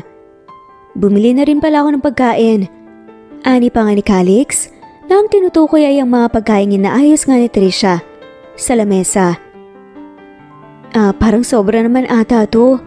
Nahihiyang saad nga ni Maris habang iginagalang ang mata sa espasyo ng kondo. Hindi naman sobra to para sa mga taong mahalaga at mahal ko. Banat pa nga ni Calix at itong si Trisha naman ay agad na nag-react. Ay! Tukso pa nga nito nang dumaan sa harap nila. Sure ka ba rito? Tanong pa nga ni Maris. Oo naman, bakit hindi? Hindi mo ba nagustuhan? Tanong pa nga ni Calix. Hindi naman sa ganun. Nahihiya lang kasi ako eh. Sad pa nga ni Maris. Hindi mo kailangan mahiya, Maris. Deserve mo to. Deserve ng mga anak natin. And look at them. Sobrang saya nila. I bet they like the place too. Salamat, Calix. Salamat sa pag-initiate na ilipat kami sa mas maayos tsaka komportableng tirahan na parang hindi na pupupugi ng lamok ang mga bata. Sigurado yan. Natawa na nga lamang sila pareho. Kayong dalawa dyan, dito na kayo, kakain na tayo. Naglakad na nga papunta sa hapag ang dalawa upang sumabay sa hapunan. Maraming biniling pagkain si Calix, kaya naman nabusog na nga talaga silang lahat. Pasado 9:00 na nga nang umalis si Calix upang umuwi sa bahay nito. Simula nga ng araw na yun, doon na nga tumira sila Maris. Mas malapit yun sa eskwelahan ng mga bata at sa trabaho niya, kaya mas convenient. Tuwing weekend ay bumibisita nga si Calix sa kondo para tumambay nga doon at hiramin ng mga bata para ipasyal. Naging maganda naman ang takbo ng co-parenting nila sa triplets. Kapag weekdays naman, paminsan-minsan sumasaglit nga doon si Calix upang mangamusta lang sa mga bata at magdala ng pagkain. Maayos naman ang naging setup nila. Isang araw, nag-offer nga si Calix na sunduin nga sa school ang mga bata. Hindi na naman bago yun kay Maris dahil madalas din yung gawin ng binata sa nakalipas na mga buwan. Nang nakauwi nga siya, ay nadatdan nga niya roon ang magama na nagbabanding. Nasaan si Trisha? Tanong nga niya pagka-uwi nang mapansin na wala nga roon ang kaibigan. Sinundo ng mga katrabaho niya dati. Gigimik daw sila. Okay. Dumiretso na nga si Maris sa sala at kinumusta ang mga anak. Nakapagluto na ako. Maya-maya lang pwede nang kumain. Ha?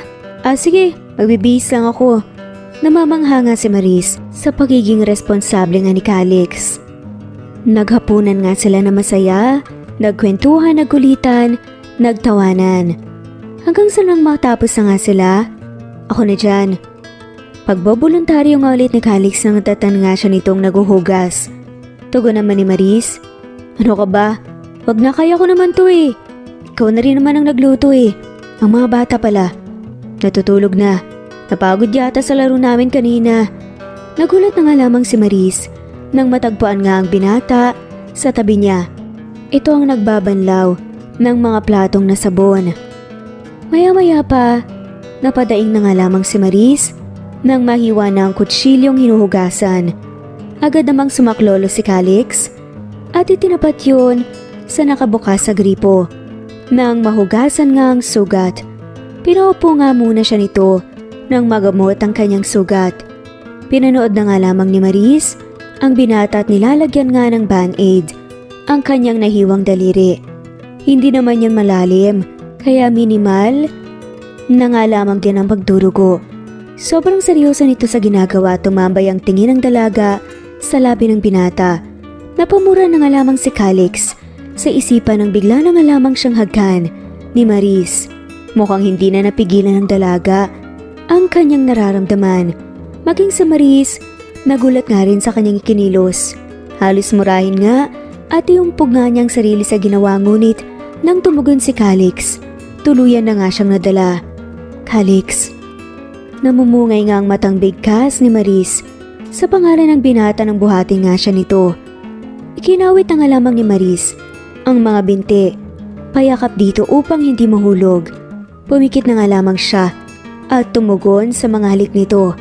May hindi na nga niya napansin na nadala pala siya nito sa kwarto. Napagtanto na nga lamang niya yon nang maramdaman ang malamig na kama sa kanyang likod. Mabilis nga siyang pinaibabawan nito at naging sunod-sunuran na nga lamang si Maris sa nais ng kanyang katawan at puso. Ganon din si Calix na ilang taong naghintay kay Maris at mukhang naubos na nga rin ang pagtitimpi. Ni hindi na nga nila napansin na umuulan na nga sa labas. Tulala sila pareho sa kisame matapos ang nangyari. Parehong nababalot ng hiya. Diyos ko naman, Maris, ano na naman ba itong napasok mo? Sermon nga ng dalaga sa sarili na hindi makalingon sa katabi. Are you mad? Basag nga ni Calix sa katahimikan. Hindi ah. Did you regret it? Bakit naman po ang lambing magsalita ng isang to? Malandi ho ba ako pero nagkaanak kami? Bakit ko po binibig deal yun? Sad nga ni Maris sa kanyang isip. Pero paano kung isipin niya na isutuget ako? Sad pa nga nito. Maris, biglang tanong nga ulit ni Calix sa kanya. Ha? Sorry. Ano nga yun ulit? Wala lang ito, ano ka ba? Hindi naman tayo mga bata saka may triplets na nga tayo, diba? Para namang hindi tayo nagtikiman dati. Idinaan nga ni Maris sa tawa ang hiya. Huy, wag mo na nga lang ipaalala yun. Paanong hindi? Kalimutan mo na lang. Umirap na saad nga ni Maris. Paano ko kalimutan? Kung ikaw to. Natahimik nga si Maris sa sinabi nga ni Calix. Hindi niya inasahan na sasabihin nga yun ng binata. Ngunit mas hindi niya inasahan ang sunod na tinuran nga nito. How could I? If I still love you. Hindi makapaniwalang napalingon nga si Maris kay Calix. Nagtama ang nagsusumamong mata nila ng binata. I still do, Maris. Kahit ilang taon na, kahit iniwan mo ko, mahal pa rin kita. When I told you that I love you 5 years ago, I meant that. Mahal kita. Mahal na mahal at magpahanggang ngayon, mahal pa rin kita. Madamdaming saad nga ng lalaki. Walang kahit na anong salitang lumabas sa bibig ni Maris. Masyado nga siyang nabigla sa pagtatapat nga ni Calix. Buong akala niya ay ang anak lang nila ang habol nga nito, ngunit sa ipinagtapat nga nito ngayon, mukhang may iba pa. Lumipas ang ilang sandali, ngunit nanatili nga itong walang imik, kaya tumayo na nga lamang si Calix at nag-umpisang magbihis. Lumalalim na ang gabi. I have to go. Pumangon nga si Maris at nilingon ang bintana. Madilim na at malakas ang buhos ng ulan. Wait, pagtawag niya na Maris, kaya napalingon nga ang papaalis na nga sanang si Calix. Pwede kang magstay dito. Yun ay kung gusto mo. Sigurado ka ba? Nahihiyang tumango na nga lamang ang dalaga. Muling tinabihan nga ni Calix si Maris at nang gabing yun nga ay doon natulog ang binata. Magkatabi sila ngunit hindi nagpapansinan. Ramdam ang awkwardness sa pagitan nga nila. Kinabukasan ay nagising na nga lamang sila sa katok at pagtawag sa pinto. Mukhang masyadong napahimbing ang kanilang tulog at hindi na nga namalayan ang oras. Agad nga si Maris na napadistansya nga kay Calix nang magising na nakayakap nga dito. Tali-daling bumaba nang higaan si Maris upang pagbuksan ng mga anak. Good morning, babies! Good morning, Mommy! Mami, gutom po kami! Ani pa nga ni Kiyo na hinimas pa nga ang tiyan. Kasi is hungry too! Itinaas pa nga ni Kobe ang kamay na halatang excited para sa umagahan. Kumunot naman ang noon ng batang si Cassie na nakasilip nga sa loob. Who's that, Mommy? Napatakip nga ito sa bibig nang ma-realize kung sino nga yun. Oh my gosh, is that Daddy? Nagpanik nga si Maris. Ha? Hindi na nga niya natapos ang sasabihin dahil tuluyan na nga pumasok ang mga anak. Napabuntong hininga na nga lamang siya nang makalapit nga ang mga ito sa kama. Hala, si Daddy nga. He's still here? Bakit po siya natutulog dyan sa kwarto niyo? Oo nga no. Pwede pa siyang sumama sa atin sa breakfast. Sana pati lunch tapos dinner tapos breakfast ulit tapos everything na. Tumawa pa nga ang triplets. Halatang hindi maitago ang saya nang makita nga nila ang ama. Yay! Gising na si Daddy! Good morning, kids! Saad naman ng kanilang daddy. Daddy, dito ka po pala nag-sleep? Yes. Bakit hindi niyo ba nagustuhan? Of course, gusto po namin. Always, Daddy. Dapat nga po dito ka natira eh. Baka magalit ang mami niyo. At bakit naman parang ginagawa pa niyang kontrabida ako? Sa isip-isip pa nga ni Maris. Mommy, hindi ka naman po magagalit, di po ba? Hindi naman. Alam niyo mabuti pa bumaba na tayo para makapaghanda na ng umagahan. Sabi pa nga ni Maris upang makaiwas nga sa pangungulit ng mga bata. Ngunit hanggang sa hapag pala, kukulitin siya ng mga anak. Daddy, are you happy that you're with us? Kasi sobrang happy po kami that you're here. Saad naman ni Cassie. Of course, sweetie, masayang-masaya si Daddy. Nakasama kayong tatlo. Saad ni Calix. How about Mom? Syempre naman. Kamot ulo na saad pa nga ni Calix. Itinuon na nga lamang ni Maris ang atensyon sa pagkain para itago ang hiya at kilig. Do you love us, Dad? Oo naman, mahal na mahal ko kayo. Pati si Mom? Yes. Napatanga na nga lamang si Maris sa pagkain dahil nga sa sagot ni Calix. Ni hindi nga siya makatingin dito dahil batid nga niyang namumula na ang mukha niya. Mahal niya pa rin ako? Lord, kung mixed signal lang to, please. Kunin niyo na po siya, kunin niyo na tong kung ano mang nararamdaman ko para sa kanya. How about you, Mommy? Do you still love Dad? Tanong nga muli ni Cassie pero sa kanya na.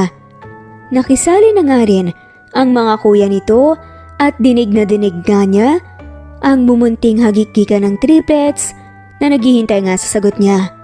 Ayaw niyang magsinungaling sa mga anak niya. Kaya sa huli, sinabi na nga lamang niyang totoo. Isang marahang tangwang naging sagot nga ni Maris na nagpaingay nga sa hapag. Napangiti na nga lamang si Calix na halatang natanggalan ng angas. Hoy, anong ngingiti-ngiti mo? Idinaan na nga lamang ni Maris sa pagsusungit. Ang hiya na pilit ikinukuble pati na rin ang kilig. Sagot naman ni Calix. Dahil mahal mo ako eh.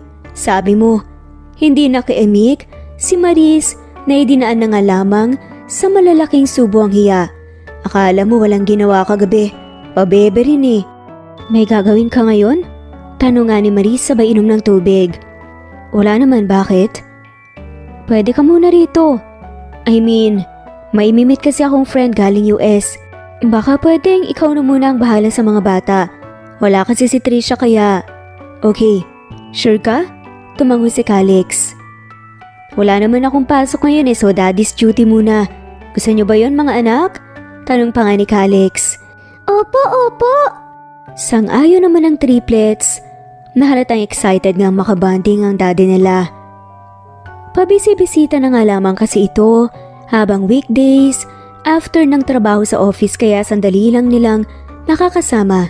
Kaya naman ganun na nga lamang ang saya nila. Na-extend pa nga ang bonding nila. Pagkakain, nagayak na nga si Maris upang makipagkita nga sa kaibigan. Kasama rin nila ang ibang friends na kumain nga sa labas. Kumustahan lang tapos bonding dahil matagal na nga ring hindi nagkita ang magtotropa. Matapos yun ay nag-offer ito na ihatid nga siya. Pumayag naman si Maris na ihatid nga ni Drake. Pagdating nga sa kondo, nakabang na pala si Calix na nahuli pa nga. Silang nagtatawanan sadyang close lang kasi talaga sila. Kaya naman magaan ang loob nga niya rito. Drake pare, kabadong pakilala nga ng lalaki nang magkaharap nga silang tatlo. Calix, nakipagkamay nga siya dito. Si Maris naman ay malakas ang kaba dahil iniisip na baka galit nga ito. Salamat sa paghatid ah. Come in, we can have a cup of coffee kung gusto mo. Naku, salamat na lang pare pero kailangan ko na rin kasing umuwi eh. Ganun ba? Sige, next time na lang. Pagkalis nga ni Drake, naglakad na nga si Calix papasok sa loob at sumunod naman si Maris. Hindi ka galit? Tanong nga ni Maris sa lalaking nakatalikod sa kanya at umiinom ng tubig. Magagalit? For what? Kasi hinatid niya ako. Lalaki yung naghatid. It doesn't matter kung babae o lalaki naghatid sa'yo. Ang importante, safe kang nakauwi. Hindi ka ba nagsaselos? Pumihit paharap si Calix sa kanya at ibinaba nga ang baso sa lababo bago siya hinawakan nga sa braso upang igaya palapit. You said earlier that you still love me. Sapat na rason na yun para pagkatiwalaan kita. Mahal mo naman talaga ako, di ba? Oo. Napaiwas nga si Maris ang tingin sa hiya. Ngunit agad din naman na iginaya ni Calix paharap. Sobrang lakas ng kabog ng dibdib ni Maris nang mga sandaling nakatitig nga siya sa mga mata ng binata. Hinaplos pa nga ni Calix ang mukha niya. Nakulang na nga lamang magpalaglag nga sa panty niya. I love you, but I'm tired of our situation. Anong ibig mong sabihin? Kunot noong tanong ni Maris na hindi maiwasang kabahan sa tinuran nga nito. Pagod na ako na binibisita lang kayo ng mga bata na naghihiraman lang tayo ng mga anak natin so they won't miss the experience of growing up with the love of both parents. I want something certain. Gusto ko na magkasama-sama na tayo bilang isang pamilya, Maris. Hinawakan nga nito ang magkabilang pisngi ni Maris. Marry me please? Tanong na nga ni Calix. Teka, proposal ba yan? Kung sa tingin mo, yes it is. Seryoso ka eh, niwala ka namang sing-sing. Pinag-cross naman ni Maris ang kanyang braso. Tumingin nga si Calix sa gilid, kaya napatingin dun si Maris. Laking gulat nga niya na makita ang mga anak. Kanina pa pala sila pinapanood. Daddy! Hinagis nga ni Cassie sa amang maliit na kahon. Ang tagal kong hinintay to. 4 years. Lumuhod nga si Calix at binuksan ang kahon. Bumuwag nga kay Maris ang kumikinang na bato ng singsing. Will you spend an eternity with me, Miss Marisha Gamboa? Tanong na nga nito. Say yes na, Mommy! Kinausap ko na ang masinsinan ng mga bata kanina. Hinihi ko na rin ang kamay ko sa kanila. Sagot mo na lang ang hinihintay ko. Ano Maris? Pakakasalan mo ba ako? Tumulo nga ang luha ni Maris. Tugon nito. Kahit hindi sabihin ng mga anak natin pakakasalan kita. Oo Calix, magpapakasal tayo. Nagkatinginan nga sina Calix at Maris habang naluluha. Isinuot na nga ni Calix ang singsing. Agad siya nitong siniil ng halik na nagpatili naman sa mga anak nila. Maya-maya pa ay lumapit na nga rin ng mga bata upang makisali. Pagod na nga silang mag-co-parenting lang sa mga bata. Ngayon alam na nga naman nilang mahal pa nga nila ang isa't isa. Why would they stay on that kind of situation? Bakit pa nila pahihirapan ang sarili? Kung pwede naman silang mas maging better as parents. Nang taon ding yun, nagpakasal nga silang dalawa. Iniwan na nga nila ang kondo at ibinigay nga sa kaibigan ni Maris na si Trisha habang sila naman sumama kay Calix sa bahay nga nito. Sa bahay kung saan wala ng curfew, walang schedule at pwede na nga nilang makasama ang isa't isa 24/7 kahit anong araw pa yon. Isang bahay kung saan malaya na nga nilang mamahalin ang isa't isa. Saksi ang mga anak nila. Hindi man sinwerte sa pamilya si Maris, ngayon naman mabibigay na nga niya ang pinapangarap na pamilya para sa mga anak kasama si Calix. Ang lalaking nagmahal at tumanggap nga sa kanya sa kabila ng kanyang nakaraan. At dito na nga po nagtatapos ang kwentong pagmamahalan ni Maris at Calix. Maraming salamat po sa lahat ng mawalang sawang sumusubaybay at shout out po sa mga sumusunod.